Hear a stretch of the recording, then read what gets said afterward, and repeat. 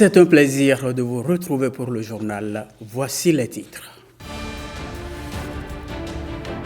Discours du chef de l'État sur l'état de la nation. Patrice Talon a sacrifié à la tradition hier. Retour sur les annonces faites et point de vue de certains Béninois dans un instant.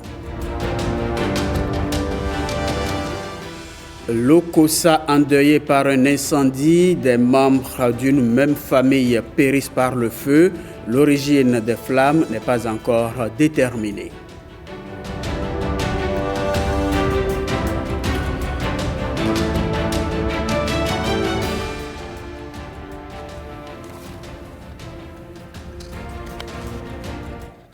Bonsoir à tous. Ouvrons ce journal par le rendez-vous annuel entre le chef de l'État et l'Assemblée nationale. Patrice Talon a sacrifié à la tradition hier. Un Bénin prospère en pleine mutation. Voilà l'essentiel du message. Herman Rodrigue Amega, de retour de Porto Novo. Il est en vedette sur l'avenue William Ponty. Patrice Talon, président de la République.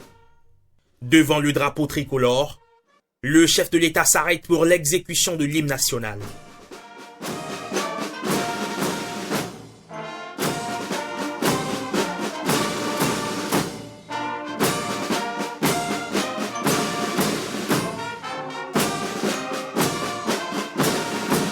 Puis les honneurs militaires, avec une armée qui lui réaffirme engagement et loyauté. Lieutenant-colonel Koulouberou Biobio, commandant l'ensemble de la troupe. À vos ordres, excellent monsieur le président de la République.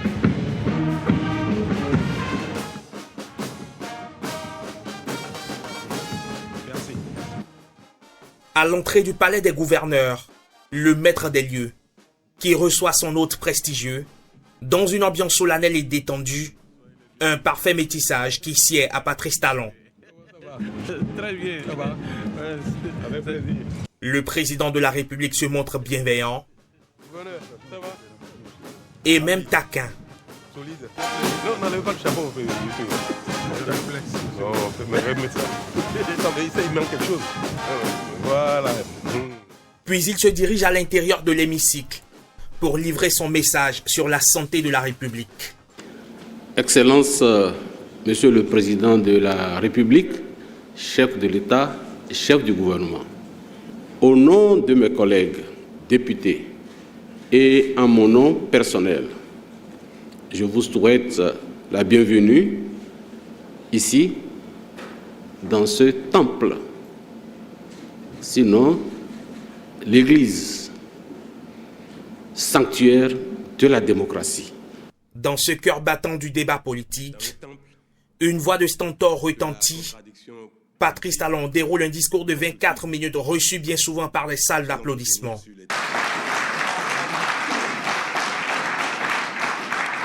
Des mouvements de tête pour adhérer aux propos ou des regards admiratifs en guise d'approbation.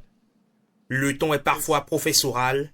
Notre pays se positionne parmi les meilleures signatures d'Afrique subsaharienne et peut emprunter à des taux de plus en plus bas.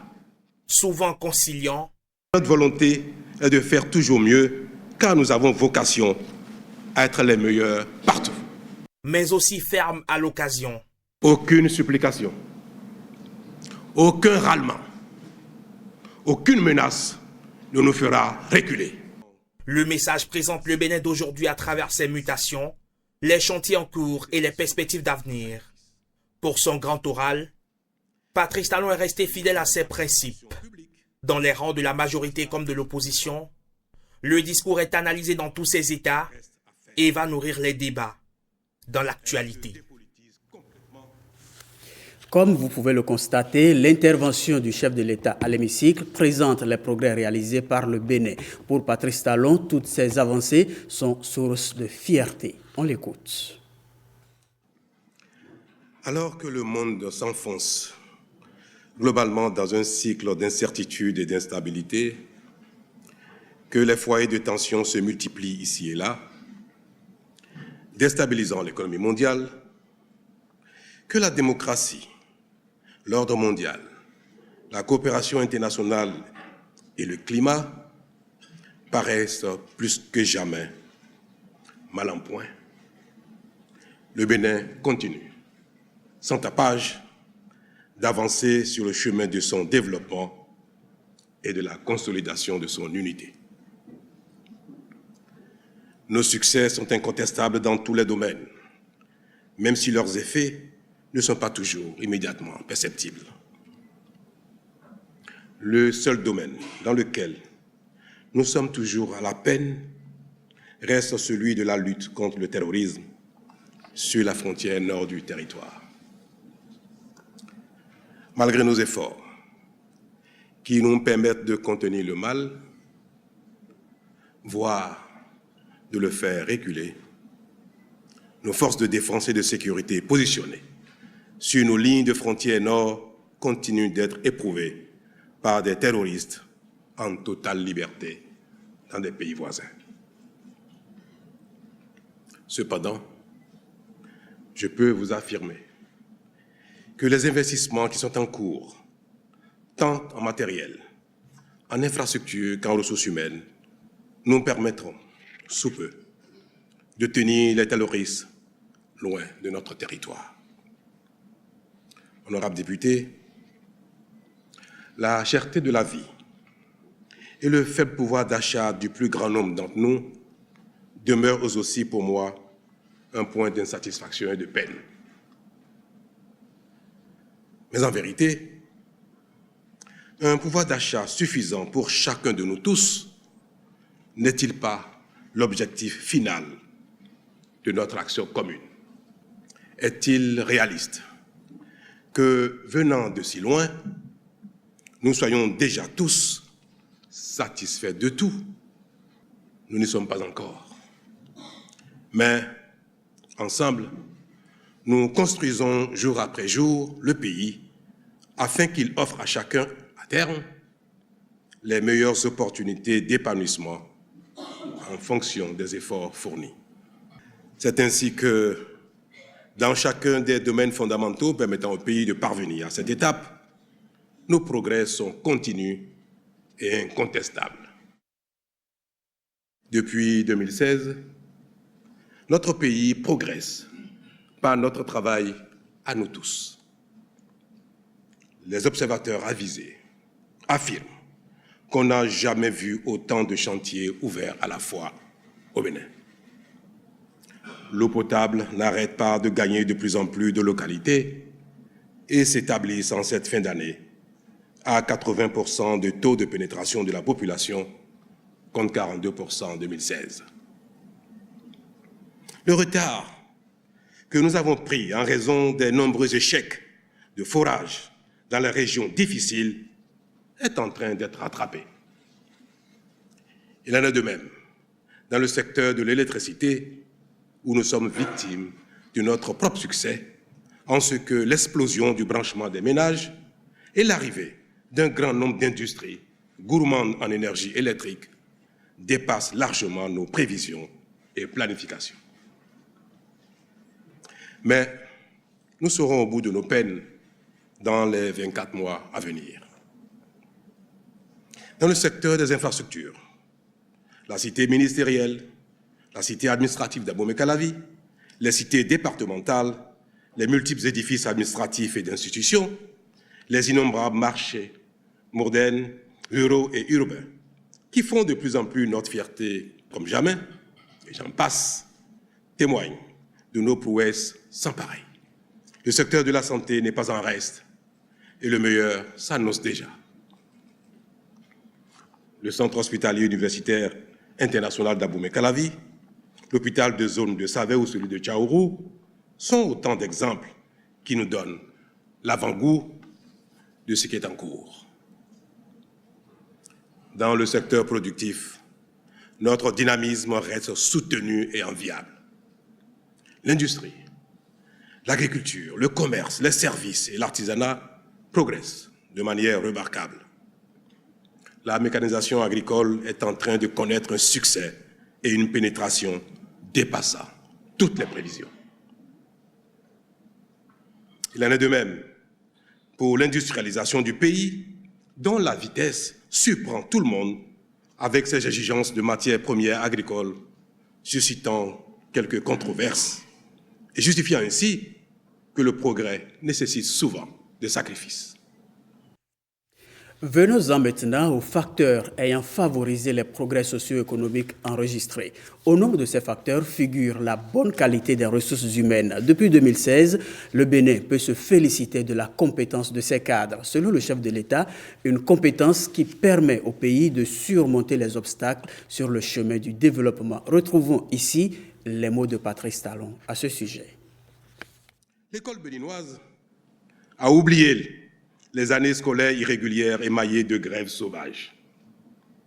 Le microcrédit s'est définitivement débarrassé de l'allégeance politique et du rançonnement, et le nombre de bénéficiaires ne cesse de croître. Le secteur judiciaire s'améliore de plus en plus, même si l'effectif de magistrats nécessaire reste largement insatisfait, faute de postulants qualifiés. Mais l'État met les bouchées doubles pour combler le déficit et assurer la formation. Quant à la bonne gouvernance, notre pays continue de se distinguer et vient d'être classé 2e en Afrique et 1er de l'espace francophone d'Afrique en matière de transparence budgétaire. Enfin, il n'échappe à aucun regard que le Bénin s'impose de plus en plus comme un pays de rayonnement artistique, culturel et touristique.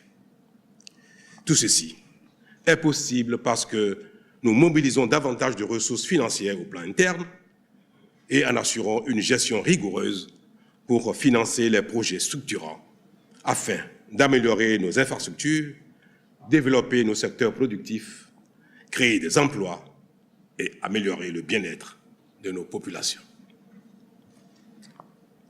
Tout cela permet au Bénin d'être plus crédible sur la scène internationale et de rassurer les partenaires qui lui font confiance. Le Bénin vient d'être classé par les organismes spécialisés parmi les 25 destinations touristiques les plus prisées au monde pour l'année 2025. Cette performance inédite n'est autre que le résultat de notre action résolue pour le développement touristique, et il est clair qu'elle va s'améliorer encore avec l'achèvement de nombreux chantiers en cours dans le pays. C'est le signe que nous avons eu raison de commencer à révéler notre riche patrimoine touristique, créateur d'emplois et de richesses. Dans la même veine, suivant le classement du Forum économique mondial, le Bénin est aujourd'hui 5e en Afrique pour la qualité de son réseau routier. S'il est vrai qu'on ne mange pas la route, il est pourtant vrai que la route fait manger. Plus que jamais.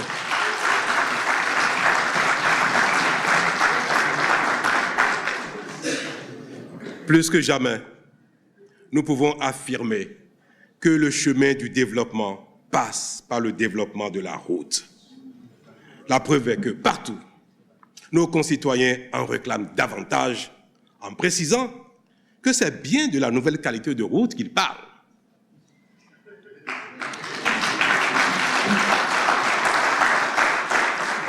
Honorables députés, cette qualité qui caractérise désormais notre action, comme l'illustre notre réseau routier, est devenue la marque de la gouvernance publique du Bénin et celle de sa signature.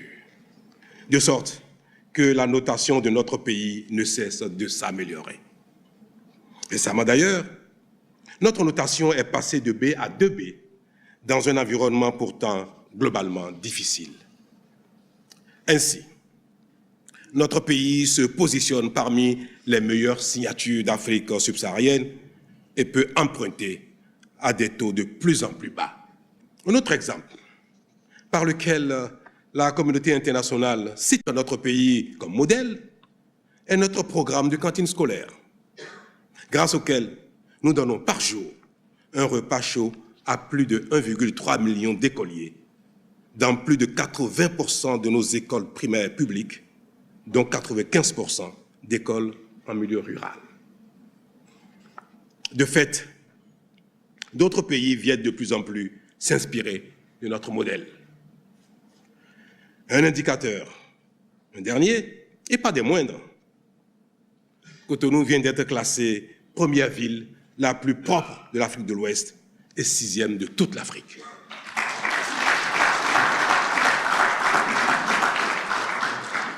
Cela est certes flatteur, mais notre volonté est de faire toujours mieux, car nous avons vocation à être les meilleurs partout.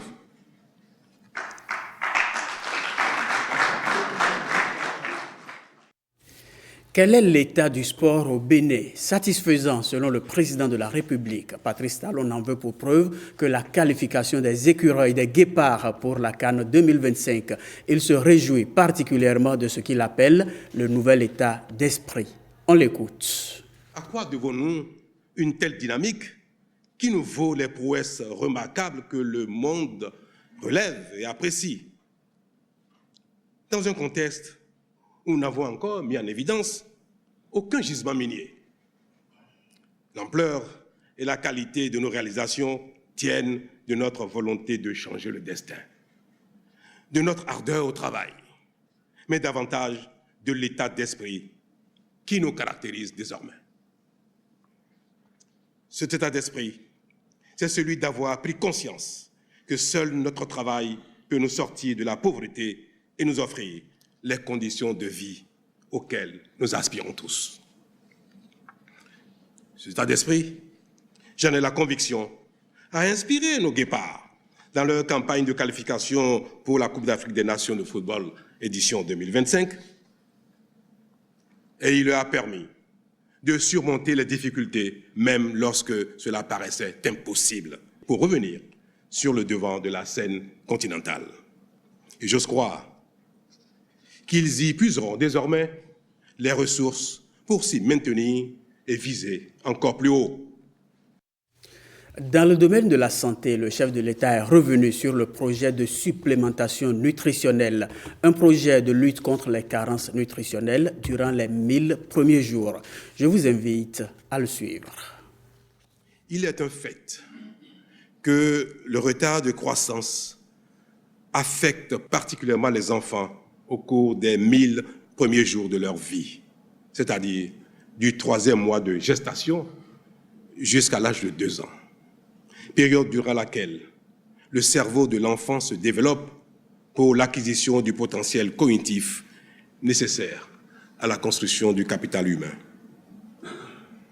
C'est pour cela que le gouvernement a initié le projet de supplémentation nutritionnelle des 1000 premiers jours qui vise à préserver nos enfants des préjudices irréversibles des carences nutritionnelles durant cette période et ainsi leur permettre de grandir en bonne santé avec la préservation de tout leur potentiel cognitif et intellectuel. Grâce à ce projet, dont la phase pilote est déjà en cours et qui sera bientôt généralisée dans tout le pays, nous fournirons gratuitement des suppléments nutritionnels aux femmes enceintes, aux femmes allaitantes et aux enfants de 6 à 24 mois.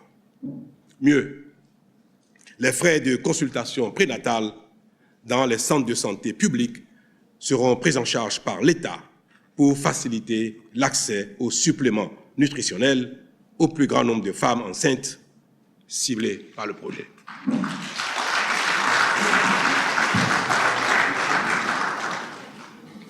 C'est la raison principale ou l'une des raisons d'être de l'Agence nationale de l'alimentation et de la nutrition que vous connaissez. C'était annoncé, ça tardait à venir et beaucoup commençaient même à en douter. Mais Patrice Talon rassure, la construction des lycées techniques est en bonne voie. Le financement est même bouclé. Face aux députés, le chef de l'État annonce le démarrage imminent des travaux. Le gouvernement a fait le choix d'une réforme totale de notre système éducatif en vue de donner la primauté à l'enseignement technique et la formation professionnelle. Là-dessus, parce que les travaux de construction, proprement dit, n'ont pas commencé, je sais que certains doutent encore de la réalité du programme de mise en œuvre de 30 lycées techniques agricoles, de 8 écoles de métiers dans les secteurs de l'énergie, du numérique, des bâtiments et travaux publics, de la menuiserie, du bois et de l'aluminium, de l'eau, de l'assainissement, de la maintenance des véhicules et des équipements industriels, du tourisme, de l'hôtellerie, de la restauration, de la mode et du textile. Je comprends les impatiences, mais je voudrais faire observer que les études techniques ont pris du temps, plus de temps que prévu, en raison des standards que nous exigeons désormais au Bénin. Elles sont maintenant achevées et les travaux de construction et d'équipement de ces écoles de métiers, de ces lycées agricoles, démarreront dans les tout prochains mois, avant la fin du premier trimestre 2025, sachant que les ressources financières nécessaires sont déjà disponibles à plus de 440 milliards de francs CFA.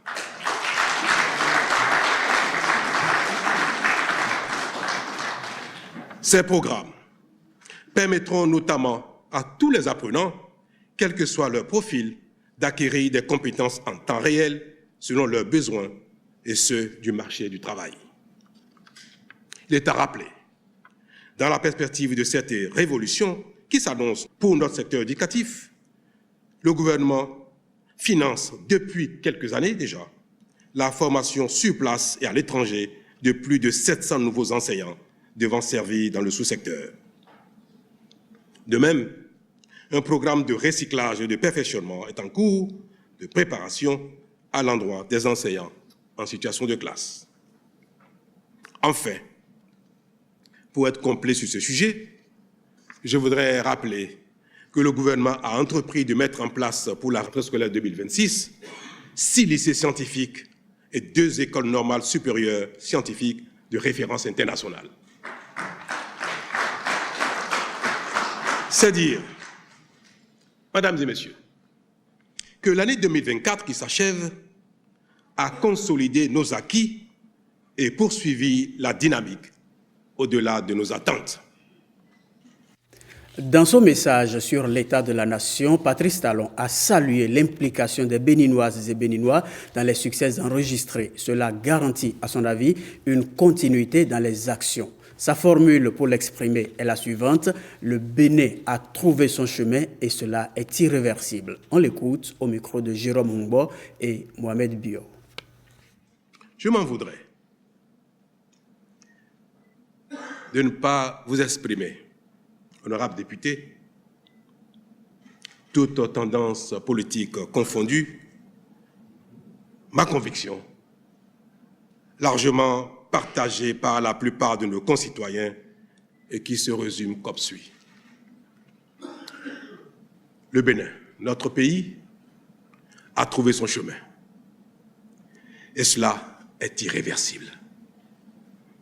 Peu importe l'opinion et le souhait des nostalgiques en quête d'un retour à notre passé honteux.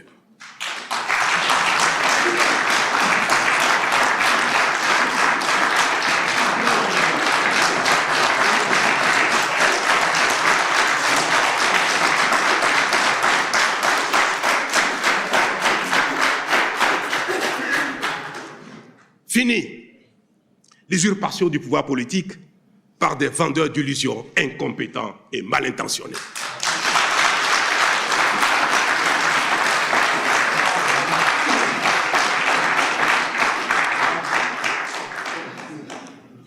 Aucune supplication, aucun râlement, aucune menace ne nous fera reculer.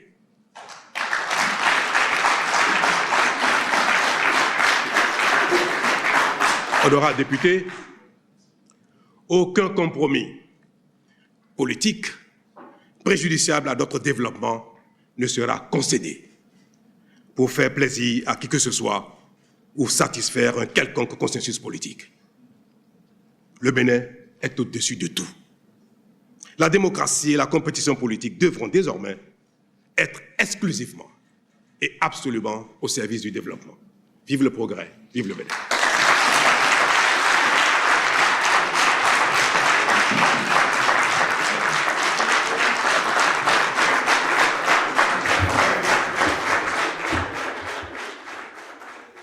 Réaction de certains Béninois à présent, elles ont été recueillies à Parakou et à Porto-Novo. La plupart des intervenants se réjouissent des progrès annoncés par le chef de l'État. Nous avançons aujourd'hui malgré les grincements des dents. Comme il a dit, la nouvelle génération a pris un nouveau pli. C'est-à-dire, on sait qu'aujourd'hui, le bien public doit être respecté. On sait qu'on doit travailler pour mériter ce qu'on a. Et quand on va imprimer, moi je l'ai toujours dit, lorsqu'on va imprimer cela à la nouvelle génération, c'est-à-dire que lorsque le système va être maintenu pendant au moins 20 ans, c'est qu'on ne va plus connaître ce que nous avons connu dans le passé. Le chef de l'État, il se dit qu'il est sur le bon chemin et qu'il s'engage à continuer. Et il le dit avec beaucoup de fermeté. Et cette fermeté, lorsque vous suivez le dernier paragraphe de son discours, il a été un peu plus ferme. On aurait souhaité peut-être l'entendre dans un ton un peu plus doux, mais c'est un ton un peu osé. Il n'est pas prêt à faire des concessions, surtout sur le plan politique, parce que pour lui, c'est le développement et il faut foncer. Vous voyez autant que moi, dans presque toutes les grandes villes, la construction des marchés. Vous venez à Parakou ici, vous voyez dans tous les quartiers presque aujourd'hui, la ville de Parakou est aujourd'hui propre et tous les jours vous voyez les bonnes dames qui travaillent. Chacun n'a qu'à prendre là où il est et je suis certain que dans toutes les villes ou dans toutes les grandes communes, quelque chose se fait si l'homme veut dire la vérité. Hier, vous et moi, pour prendre un casier judiciaire, il faut se rendre chez soi. Aujourd'hui, tout est en ligne. Même si tu veux, tout ce que tu veux là, tout est en ligne aujourd'hui. Ton passeport, c'est en ligne. Tout est en ligne.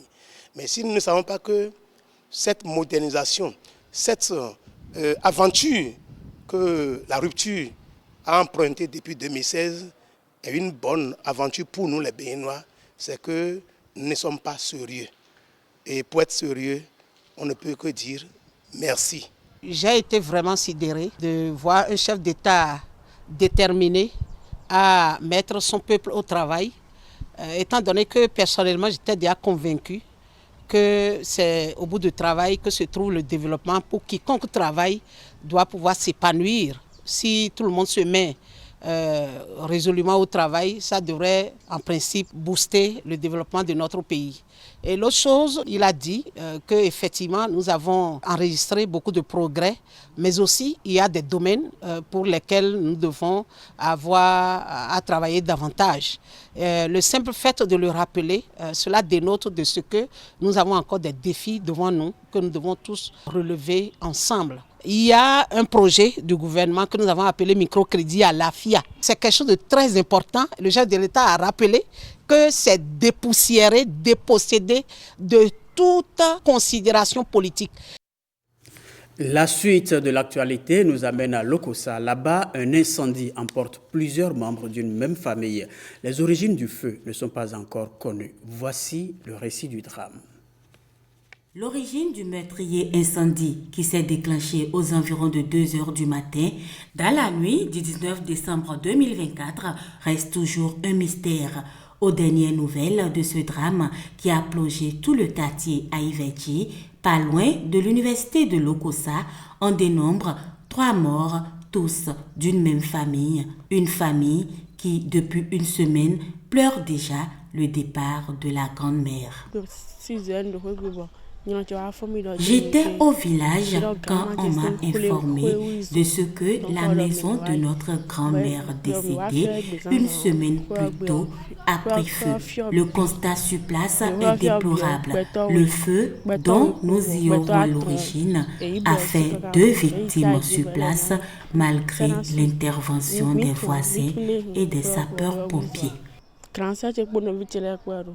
C'est la désolation et l'incompréhension malgré les efforts combinés des voisins et ceux des soldats du feu. Vraiment, nous ne savons pas comment les choses sont passées. Ça fait vraiment triste. Les forces républicaines aussi sont à notre secours. Les sapeurs-pompiers, nous les remercions beaucoup. Et je remercie toute la population. S'il y a des cris de détresse dans la nuit, il faut que nous formons une famille et ensemble, on va essayer de nous aider. Ce drame intervient à un moment où se tient la réunion ordinaire de la conférence administrative départementale au titre du 4e semestre de l'année 2024, dont l'un des points porte sur les dispositions prises pour une meilleure sécurisation des fêtes de fin d'année. C'est la fin de ce journal. Ne décrochez surtout pas. Le meilleur vous accompagne sur la nationale.